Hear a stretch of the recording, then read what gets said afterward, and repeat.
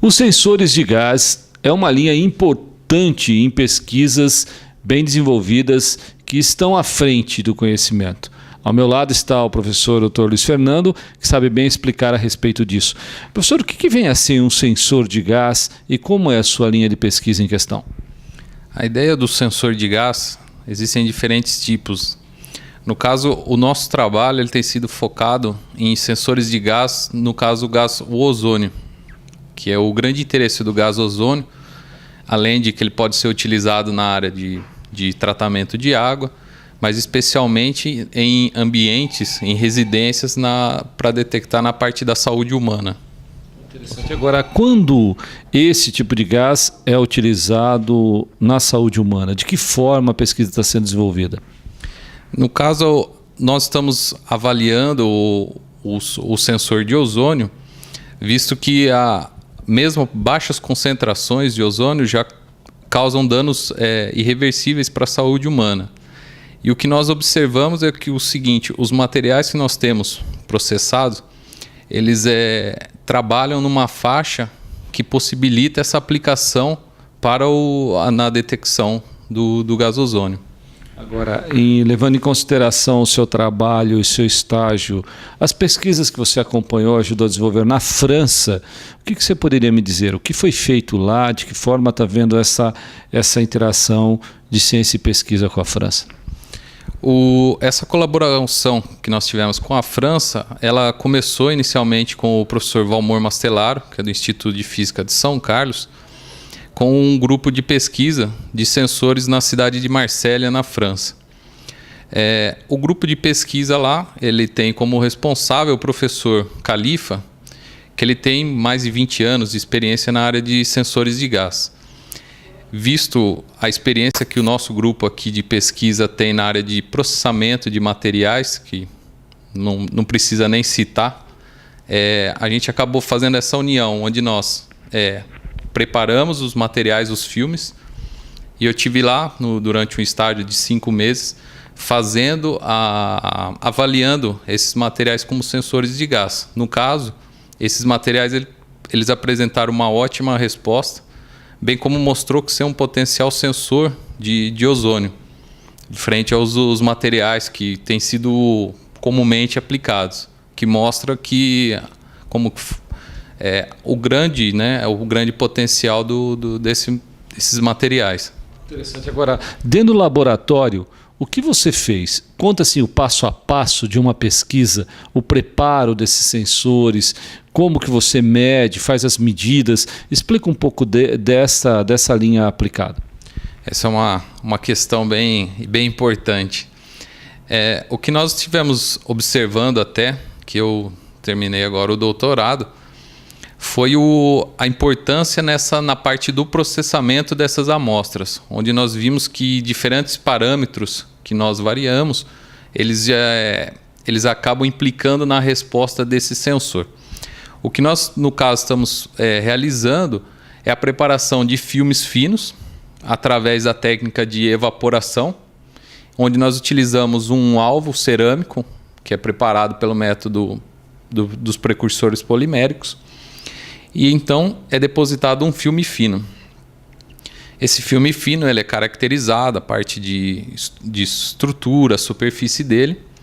E então nós o levamos, durante esse meu estágio na França, para a realização de testes, de medidas elétricas, onde são avaliados esses filmes, eles são submetidos a diferentes temperaturas, e então ele é exposto ao gás de interesse. Lá nós utilizamos o gás ozônio, o dióxido de nitrogênio, amônio, monóxido de carbono. E nós observamos que ele apresentou uma sensibilidade somente ao gás ozônio. Porque um dos importantes parâmetros de um bom sensor é a seletividade dele. Ou seja, se você processar um material e pensar que ele responde para todos os gases, você vai pensar, tem um ótimo sensor. Não, ao contrário. Se ele responde para tudo, você não teria um bom sensor. Então é interessante que você tenha a seletividade é um dos parâmetros muito importantes nessa área de sensores de gás. Agora, como que foram preparadas as amostras e o que foi feito com elas especificamente?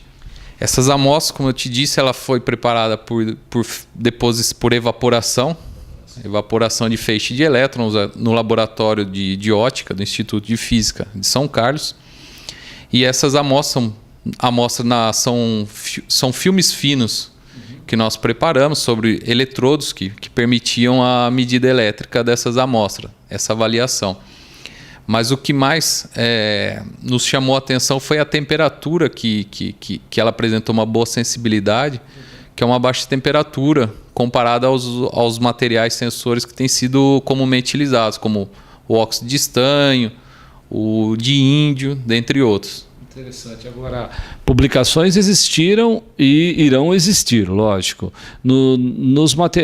Das publicações que você submeteu, que hora foi publicada, o que você poderia destacar?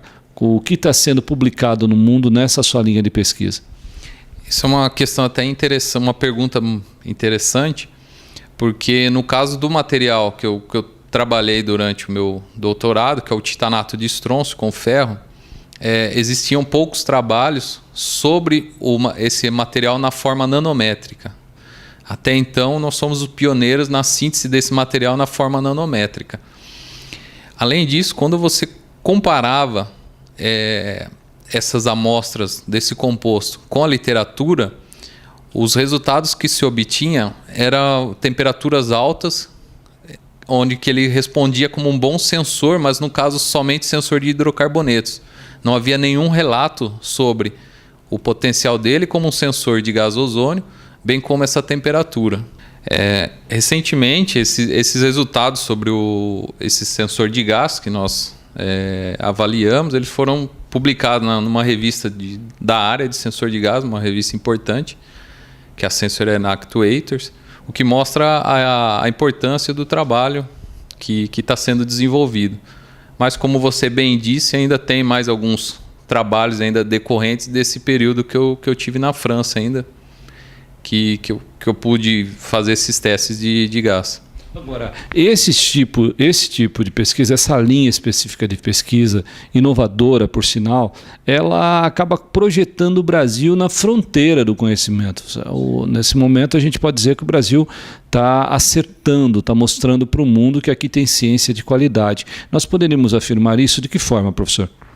Com certeza, isso é um ponto que muito bem destacado, que hoje em dia o que nós temos observado acho que nessa última década é o investimento tanto do governo federal quanto do governo estadual aqui do estado de São Paulo na área de pesquisa, que é destacado em especial agora pela aquisição do novo CEPID, que o professor Elson Longo é o responsável. Isso acaba empolgando, dando um maior gás para essa área de pesquisa, porque infelizmente não é possível fazer uma pesquisa de qualidade de ponta sem os recursos, tanto o recurso humano quanto o recurso financeiro. Agora, se nós entendermos que com os seus futuros projetos e pesquisas, o Brasil deve logo estar mostrando nos congressos internacionais os resultados dessas novas pesquisas, dessas novas frentes, que eu tenho com certeza conhecimento que o professor vai continuar levando o Brasil aí mundo afora, mostrando a nossa ciência. Com certeza. O trabalho está apenas começando. Vale destacar que agora, recentemente, a gente descobriu um novo material, juntamente com o professor Elson Longo, que tem mostrado ótimos resultados como um bom sensor também de gás, que o artigo já está em confecção, o qual é uma pesquisa inédita até então, um resultado inédito. Me diga, com publicações dessa natureza, pesquisas dessa natureza, os sensores, a aplicação dos sensores de uma forma geral, só para a gente ilustrar um pouquinho para quem nos assiste, onde que está os sensores sendo aplicado nas nossas vidas? Eu sei que tem vários tipos de sensores. Só para ilustrar um pouquinho, professor, para quem não conhece muito a aplicabilidade dos sensores, eu queria que o professor discorresse um pouco. Essa é uma boa questão, porque muitas das coisas da parte de tecnologia que é desenvolvida acaba passando despercebido pelo nosso dia a dia.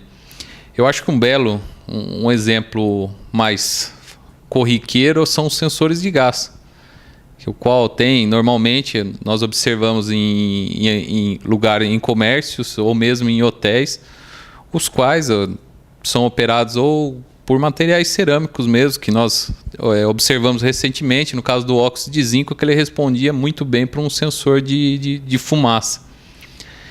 E a ideia é o seguinte, é que você tenha, não é somente observar, como eu te disse anteriormente, que esse material ele responda para a fumaça, mas a ideia é para qual tipo de fumaça. Porque às vezes você consegue um sensor de fumaça, contudo ele consegue detectar, por exemplo, somente se você queimar um papel, mas se houver a queima de um tecido ou de uma madeira. Então, o que mostra o seguinte, que a pesquisa não é somente para o material que te dê resposta, mas é necessário você avaliar os diferentes parâmetros desse material e pensar também nas diferentes possibilidades ou mesmo os ambientes que esse seu material que você visa aplicar ou oferecer à indústria, ele trabalha. Mas isso é fantástico, a gente começa a solucionar os problemas da humanidade através da ciência. Agora, professor, o que te motiva a ser cientista? Talvez pessoas digam, puxa, interessante o que ele faz, mas o que te motivou? Conta um pouco da sua trajetória, desde a graduação até o seu doutorado. Isso é interessante porque normalmente você vem para o laboratório e acaba pensando, o que eu vou fazer hoje, né? Mas algo que mais me estimula, a parte excitante da pesquisa é essa parte da descoberta, né? E isso já veio desde a minha graduação. Eu fiz a minha graduação em Física na Unesp em Bauru. E desde o meu segundo ano de graduação eu já trabalhava como aluno de iniciação científica já, porque acabava me instigando essa parte dessas novas descobertas.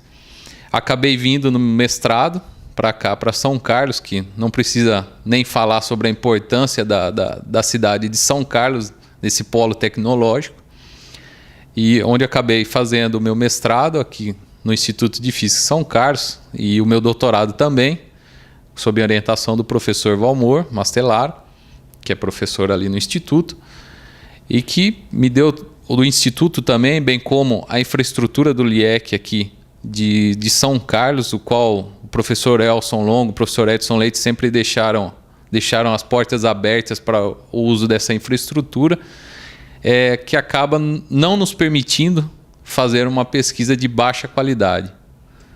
Porque é impossível você falar que você não tenha uma boa infraestrutura e não consiga fazer uma pesquisa de ponta com essa infraestrutura que a cidade de São Carlos, nas universidades, na USP e na UFSCar, permitem ao aluno.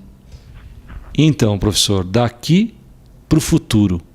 O futuro está traçado. A ciência é o seu parâmetro. Sua meta é aquilo que você escolheu enquanto partida e chegada na sua vida. Poderíamos determinar ou afirmar isso? A ciência hoje faz parte da sua vida, vai fazer parte da sua história. É dessa forma que você imagina? Com certeza. Não posso mais dizer que eu apenas trabalho com ciência. Eu vivo na ciência. A gente como o professor Elson Longo diz, a diferença de um cientista para um trabalhador normal é que o trabalhador chegou às 18 horas, ele se desliga, relaxa um pouco. A gente acaba ainda mesmo no final de semana, depois das 18 horas, ainda acaba trabalhando, ainda acaba tendo essa impulsão pela ciência ainda. E assim, motivado em ciência de qualidade, voltado para o bem comum, numa ciência de ponta, é assim que o professor Luiz Fernando traçou essa ideia de que se fazer ciência é algo do futuro, é algo que nos faz muito bem. Sensores de gás. Aqui se faz ciência de qualidade, pioneirismo e inovação.